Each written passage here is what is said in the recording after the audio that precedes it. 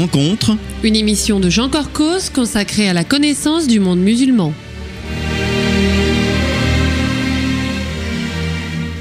Bonjour amis auditeurs, Jean Corcos au micro pour ce pré-enregistré réalisé le 23 avril 2013.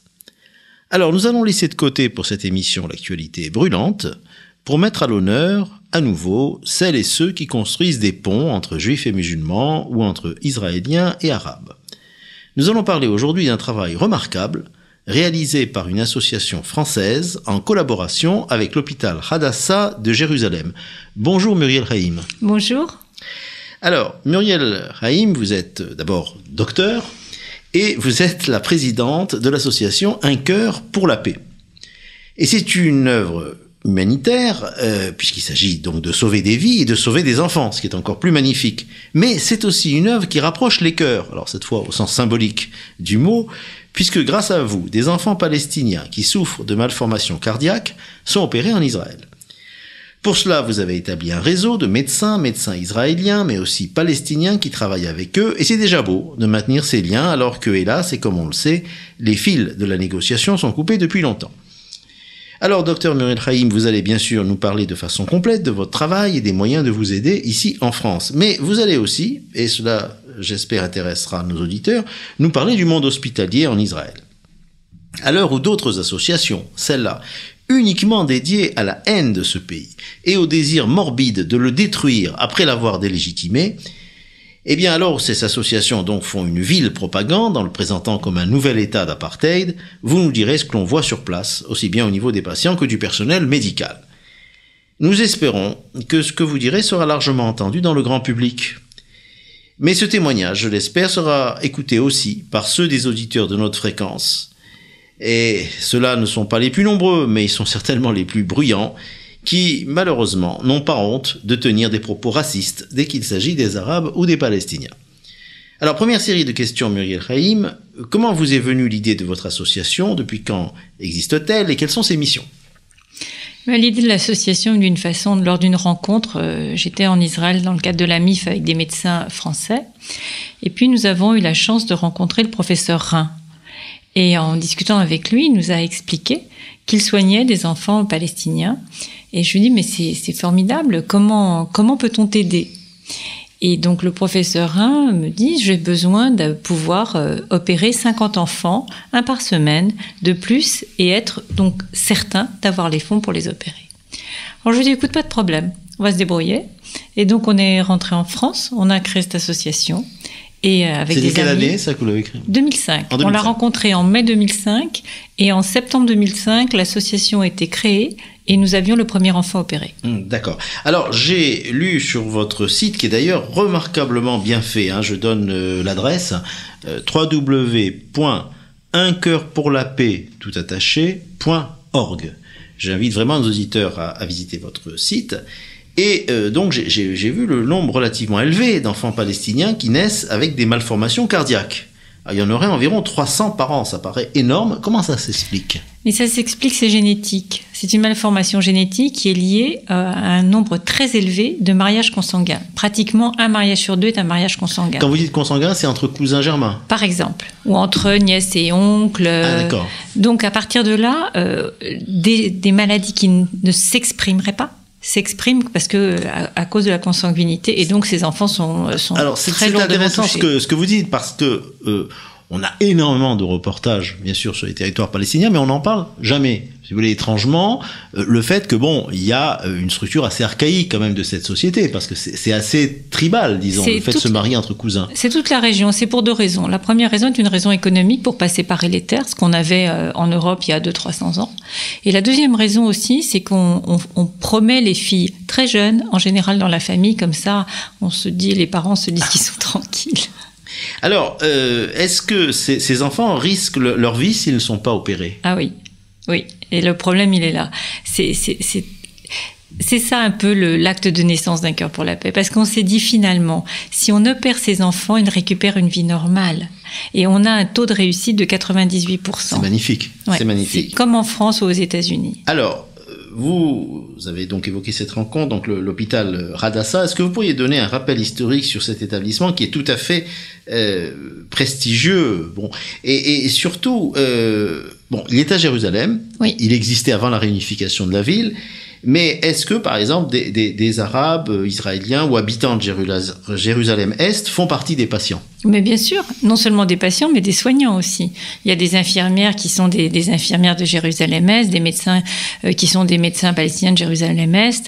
Non, c'est vraiment un hôpital. D'abord, cet hôpital a été créé bien avant l'État d'Israël. C'était une femme américaine, sioniste, qui une fois est venue dans ce qui était à l'époque la Palestine et qui a été effrayée par le niveau sanitaire. Et donc elle a réuni des amis et elle a dit bon, il faut faire quelque chose. Et donc, à partir de là, ils ont créé une organisation, ils ont envoyé au départ des sages-femmes, et très très rapidement, ils ont commencé à créer un système au moins pour les opérer. Ils ont créé ce qu'on appelle la goutte de lait, qui existe toujours en Israël. Et à l'époque, c'était un ânier qui allait voir les mamans qui venaient d'accoucher avec des bidons de lait pour leur apporter à manger. Alors ça, c'est le passé, mais est-ce que après donc l'indépendance de l'État, et avant que votre association donc soit créée, il y avait par exemple des Arabes, alors non pas palestiniens, mais venant d'autres pays, à leurs frais pour se faire soigner. Mais oui, mais Hadassah, d'abord Hadassah, le logo d'Hadassah, c'est un pont pour la paix. Donc Hadassah reçoit absolument tout le monde. Et c'est justement, vous savez, la médecine, c'est merveilleux parce que c'est non conflictuel. Absolument. Alors, c'est un projet, bien sûr, qui nécessite donc une logistique, qui nécessite des soutiens, soutien sur place, vous avez parlé, le docteur Rhin. La direction de l'hôpital vous a suivi, mais il y a l'aspect financier, donc des opérations coûteuses. Est-ce que vous pourriez donner quelques chiffres sur le coût des opérations? Et bon, j'imagine que les Palestiniens n'ont pas de sécurité sociale pour rembourser les frais. Alors, comment arrivez-vous finalement à collecter ces sommes en France? Alors d'abord, on a un accord avec l'hôpital Hadassah qui paye la moitié des opérations. Une opération, en effet, comme vous le dites, c'est extrêmement coûteux, ça coûte 14 000 €. Donc Hadassah finance la moitié et Un Cœur pour la Paix finance l'autre moitié. Ça implique absolument le dépistage, le suivi en post-opératoire des enfants. Et alors c'est vrai que c'est beaucoup d'argent, mais quand vous vous dites que pour 14 000... Vous avez sauvé une vie, oui. Ouais, voilà. C'est ça qu'il faut remettre en perspective. Qui est important. Alors, dernière question avant notre pause publicitaire, à propos de la logistique, parce que les choses ne sont pas simples. Bon, avec la Cisjordanie, on sait qu'il y a la barrière de sécurité, il y a des checkpoints. Bon, donc on imagine que lorsqu'une ambulance va chercher un enfant pour l'amener à Hadassah, l'itinéraire est parfaitement balisé et préparé, donc pour que l'ambulance puisse passer facilement. Mais que se passe-t-il lorsqu'on vient chercher un enfant de Gaza? Parce que là, le territoire est totalement isolé et on a quasiment un état de guerre avec le Hamas. Alors, je vais vous dire quelque chose qui va vous surprendre. Sur les 500 enfants, il y en a 200 qui sont venus de Gaza. Donc, je n'ai jamais eu un enfant arrêté. Donc, c'est vrai qu'on a une logistique qui est extrêmement rodée. C'est-à-dire que quand un médecin de Gaza appelle le professeur Rhin, il discute de l'enfant, du cas de l'enfant. À partir de là, si la décision est prise, au vu de ce qu'on peut en savoir, de faire opérer l'enfant, on envoie une demande de laisser-passer aux 2 checkpoints, parce qu'il faut sortir de Gaza avant de rentrer, avec une prise en charge économique. Et si c'est une urgence, ça va très très vite. L'enfant est mis dans une ambulance avec quelqu'un de la famille. On ne prend jamais un enfant sans quelqu'un de la famille. Et en 3 heures, l'enfant arrive, il change d'ambulance à Erez, il passe dans une ambulance de Magen David Adom, et en 3 heures, si c'est une urgence, il est en salle. Alors ça c'est un point qui est important, parce que on sait que il y a des échanges, bien sûr, avec les territoires sous l'autorité de l'autorité palestinienne. Ça, c'est courant. Il y a des dizaines de milliers de travailleurs qui viennent en Israël, etc. Mais avec Gaza, tout est coupé. Alors, on parle toujours, on dit, mais c'est le blocus. Et là, vous dites, le contact existe. C'est-à-dire, on peut téléphoner, des médecins palestiniens de Gaza appellent l'hôpital de Jérusalem et ils peuvent organiser, donc, ce voyage. Moi, ce que je peux vous dire, c'est ce qu'on arrive à faire. Après, c'est pas ce qu'on lit souvent, c'est pas ce qu'on entend, mais il y a 200 familles qui peuvent témoigner. Et il y a même eu un reportage de France 5 et on voit une maman qui dit c'est difficile de sortir de Gaza, mais avec un enfant, on peut. Et elle dit, en effet, je suis heureuse d'être là, sinon mon enfant ne vivrait pas. Alors ça, c'est très très important. J'espère que nous avons un auditoire, vous savez, très très varié sur la fréquence juive.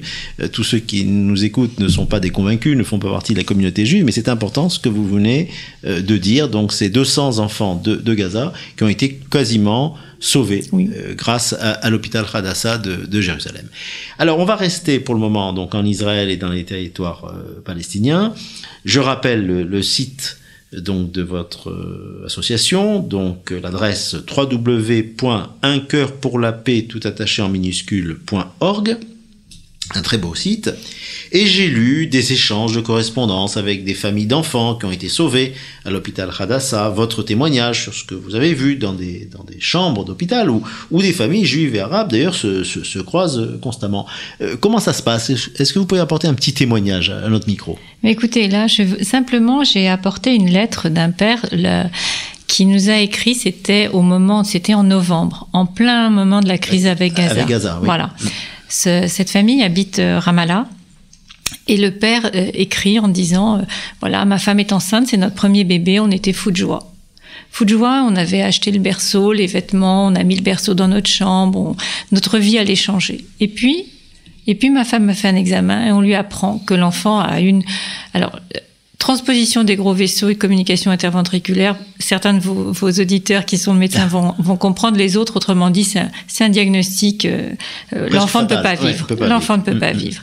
Et il continue, on nous a dit que l'enfant pouvait être opéré en Israël, mais pas en Cisjordanie, qu'il n'y a pas de structure, ce qui est vrai. Il n'y a pas de service de chirurgie cardiaque pédiatrique en Cisjordanie. Et il continue à écrire et il dit voilà, et puis j'ai continué sur le net et j'ai trouvé une vidéo et je vous ai trouvé, professeur Rhin, docteur Haïm, vous étiez en train de dire qu'un enfant est un enfant. Et il écrit, et immédiatement, bien entendu, le professeur Rhin lui dit bon écoutez, allez à Ramallah, un de nos médecins a ouvert un centre, refaites les tests, les examens. Cet enfant, on a confirmé le diagnostic, on a même trouvé une autre petite malformation. À partir de là, la maman est venue accoucher à l'hôpital Hadassah. Le lendemain, le petit a été opéré et 33 jours après, il est sorti en pleine forme. Ce qui est fabuleux, c'est vraiment une opération à la naissance. C'est-à-dire vraiment, c'est plus que de la chirurgie infantile. Et là, j'écris au père en disant je suis très contente, etc. Et il me renvoie une très très longue lettre où il me dit 2 choses importantes à mon avis. Au total, je cite, la chose la plus importante que nous avons tirée de cette expérience, son expérience à l'hôpital, c'est que la société israélienne a un visage différent de celui que nous connaissons. Je me suis engagée à diffuser ceci dans ma société. Tous les Israéliens ne sont pas ceux que nous connaissons. Je vais raconter notre histoire à tous ceux que je connais. Et il dit aussi, non seulement notre bébé a été soigné comme n'importe quel bébé israélien, mais je me souviens comment les infirmières de soins intensifs soutenaient ma femme quand elle pleurait. Elle et moi étions seuls, sans personne de la famille. Mais ces docteurs et ces infirmières étaient là pour nous. Leur sourire et leur bonté étaient le carburant de notre journée. C'est magnifique. Vous voyez, c'est quelqu'un, voilà, c'est exactement ça. Non seulement on sauve les enfants, mais en plus, on abat les préjugés. Il va devenir un ambassadeur de la coexistence. Ça, on peut le dire à cause de la reconnaissance qu'il a pour ce que vous avez fait. Mais réfléchissez, si on vous sauve votre môme. Absolument.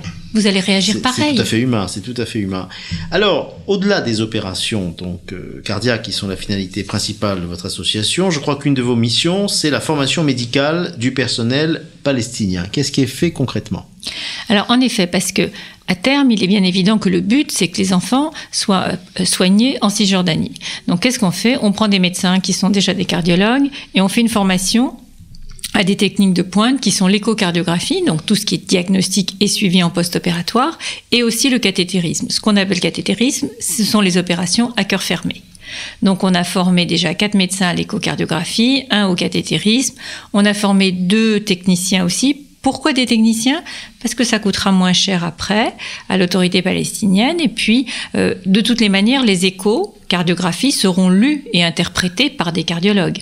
Mais on très bien imaginer, d'ailleurs ça se fait aussi dans d'autres pays, que ce soit des techniciens qui le fassent. On forme aussi, on vient de former presque 200 médecins généralistes, parce que c'est eux qui suivent les mamans. Et à partir de là, quand elles sont enceintes. Donc à partir de là, il faut qu'ils aient le réflexe. Ah, cette maman a déjà perdu un enfant. Ah, elle a épousé un cousin. Alors très rapidement, tout de suite, il faut envoyer l'enfant faire une échocardiographie. Parce qu'un enfant, encore une fois, diagnostiqué de bonne heure, soigné de bonne heure, n'a pas de séquelles. Alors, Muriel Haïm, je crois que c'est c'est un investissement énorme que vous faites pour l'avenir, hein. Donc c'est 200 généralistes palestiniens, effectivement, qui vont aider à diagnostiquer de façon précoce ces malformations cardiaques. Je voudrais revenir à votre association et à votre logo. Vous l'avez changé il n'y a pas longtemps. Oui.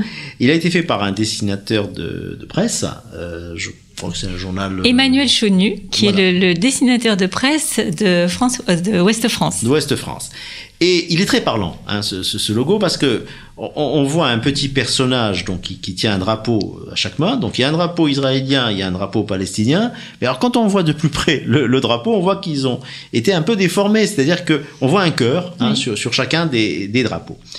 Alors qu'est-ce que vous avez envie de dire à certains dans la communauté juive qui professent sur l'internet ou ailleurs des propos infects, racistes, qui mettent des guillemets au mot palestinien, ou qui affirment tranquillement que la seule solution c'est d'expulser tous les habitants des territoires. Et est-ce que ces gens-là vous ont attaqué par rapport au travail que vous faites?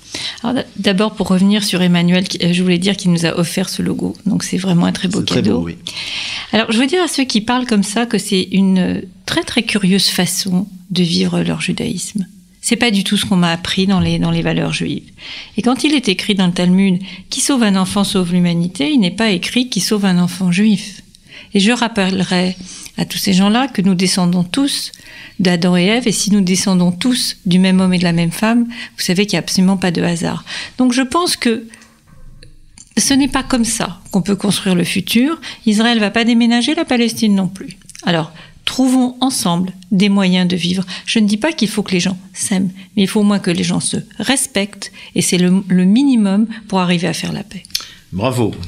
Alors, on va revenir maintenant en France, et là, il y a d'autres attaques, et on sait que l'image d'Israël s'est énormément dégradée depuis un long moment, et encore une fois, ça va largement au-delà de la critique. On peut très bien accepter des critiques de tel ou tel gouvernement. Là, c'est pas ça du tout. C'est une délégitimation, comme je le disais tout à l'heure en introduction. Et un travail comme le vôtre devrait recueillir l'appui et l'assentiment de tous. Alors, j'ai remarqué que vous aviez un comité d'honneur prestigieux. J'ai cité quelques noms: François Bayrou, Dalil Boubaker, Pat Cox, qui est l'ancien président du Parlement européen, Philippe Douste-Blazy et Claude Évin, qui ont été des ministres de la Santé, Bernard Kouchner, beaucoup de dirigeants d'entreprises, des grands noms de la médecine ou de l'industrie.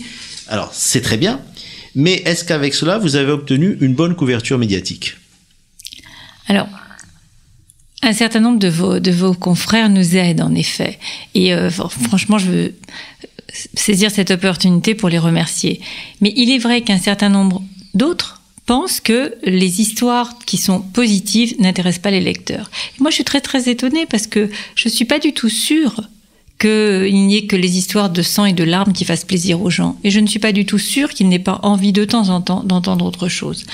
Mais je voulais en tout cas remercier ceux qui nous ont aidés. Il y a eu le magazine de la santé, il y a eu France 5, France 24, les journaux chrétiens nous ont aidés aussi. C'est important de le dire. Oui, c'est important.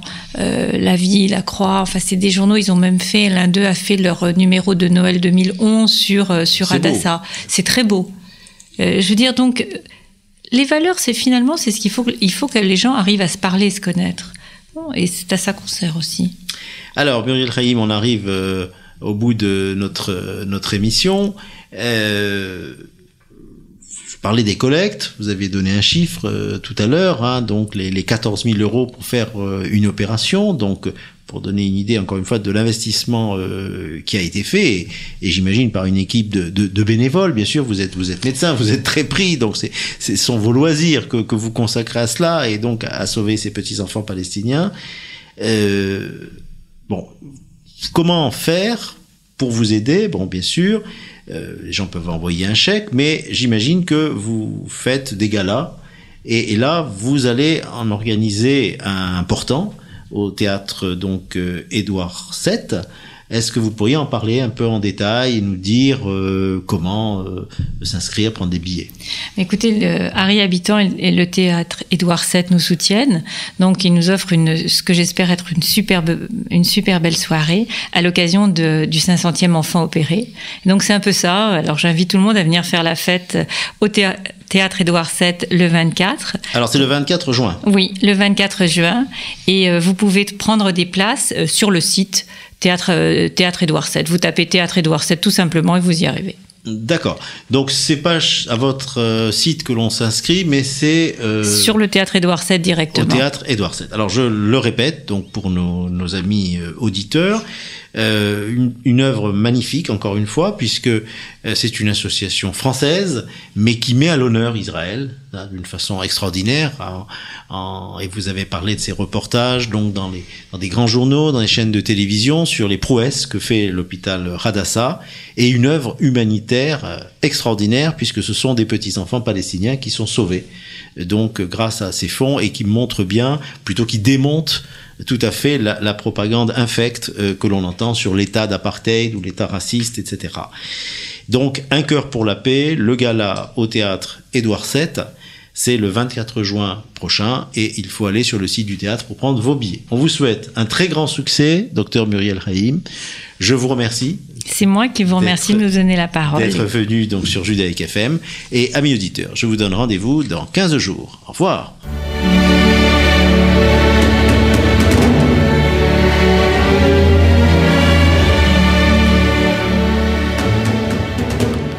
Rencontre. Une émission de Jean Corcos consacrée à la connaissance du monde musulman.